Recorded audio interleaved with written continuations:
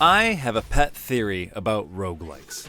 The play, die, repeat loop has been infused with almost every genre imaginable, but the ones that pair best are genres that have always revolved around repeated play.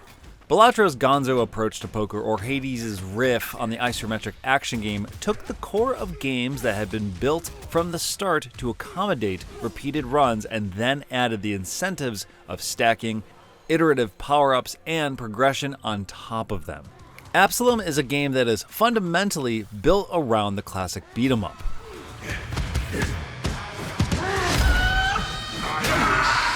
That genre is among the earliest, virtually a cave painting in video game history, the classic quarter muncher. Beat-em-ups were built for repeated fun because they needed to keep attracting you back to plunk in another quarter. But they were also built to be remarkably hard. These qualities, which developers have sometimes struggled to modernize, make the roguelike element fit like a glove. As a result, Absolum is an absolute blast to play, over and over again. It shouldn't be surprising that Absolum hews so closely to its beat-em-up roots. This is an original world from Guard Crush Games, the studio behind Streets of Rage 4.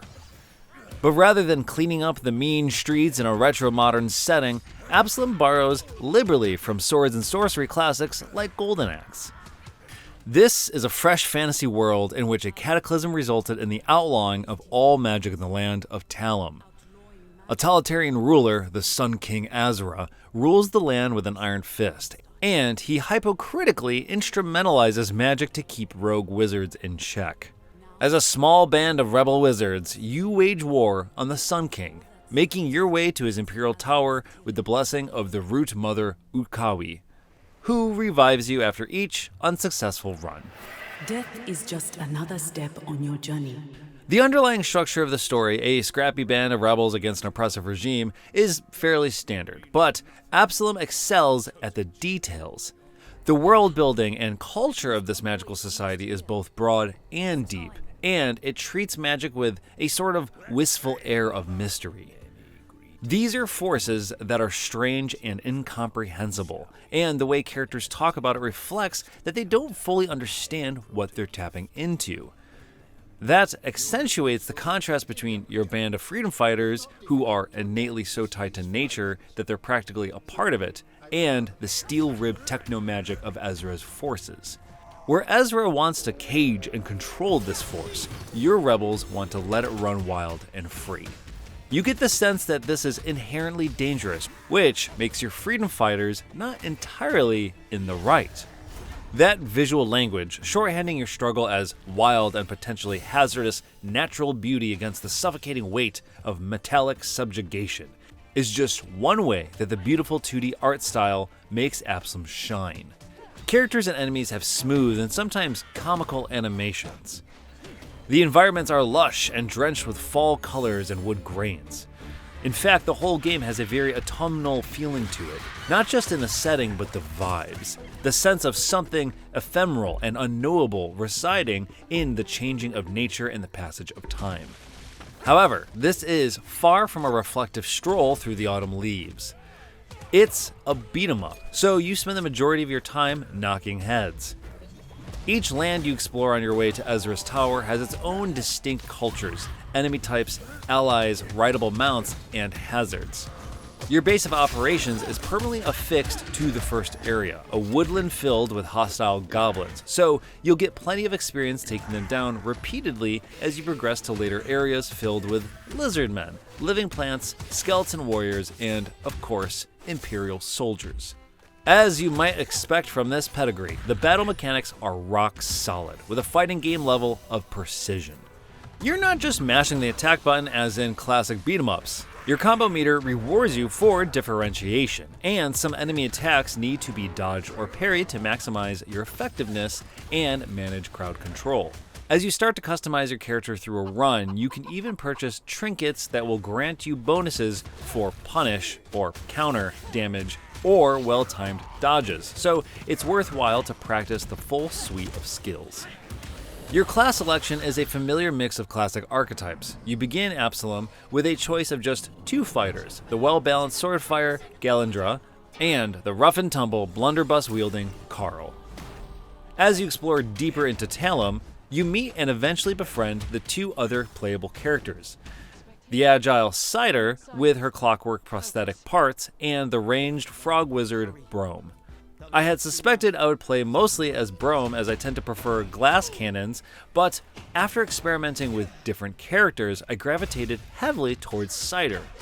Her ability to dart around the battlefield just clicked, and I always enjoyed hearing her hilariously boastful voice lines. Can you take the heat? Unlocking characters is just one of many side quests you'll discover as you explore the branching lands throughout Talum. Sometimes you'll be able to complete an entire side quest in one run, but more often than not, characters you meet will hint at exploring in a particular direction to find something new. These could give you even more branching paths, big loot rewards, or even other characters who make home back at your base camp and help you between runs.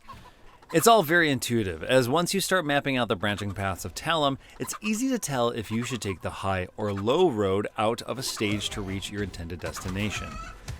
And even aside from side quests, there's a steady occurrence of random surprises to keep you on your toes. Absolum nudges you just enough in new directions to constantly be discovering new things and keeping your runs fresh. After several hours, I was still discovering new things, and even having completed it, there's still more I left unfinished. During a run, you'll gather gold for buying gear and crystals for unlocking more abilities at camp, but the most prized treasures are rituals. These are the power-ups of Absolum, infusing your abilities with magic and letting you mix them as you please. One ability might create a fiery trail when you dash, when another could build up electric static that bursts across the battlefield when it gets full, or catch enemies in a mini tornado and lift them off the ground, or summon an army of undead to fight for you. You never know exactly what you'll be offered in a given run, but you'll certainly find some you prefer. My absolute favorite was a bramble build, which would spawn powerful throwable daggers and rose thorn turrets. When mixed with Cider's agility, dashing away to create distance and then quickly flitting daggers through a gaggle of enemies was just spectacular. And of course, you'll naturally mix and match some abilities. Later unlocks start to combine rituals together, letting you summon, for example, a fire tornado. Some rituals are gated behind side quests or story progression, giving you that much more reason to explore in different directions. Once your run has finished, you're revived by Mother Yukawi and tally your radiance, aka your experience points from the previous run. Those, in turn, unlock items that can be used for permanent upgrades along with crystals you gathered from your last run.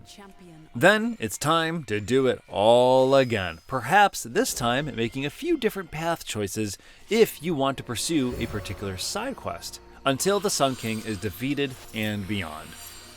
It is a joy every time. I did not want to put Absolum down, and slightly resented when life would make me. By tapping into a primordial part of gaming history, Absolum has created something that feels revelatory. The beat-em-up genre feels changed now, and I don't know if there is any going back.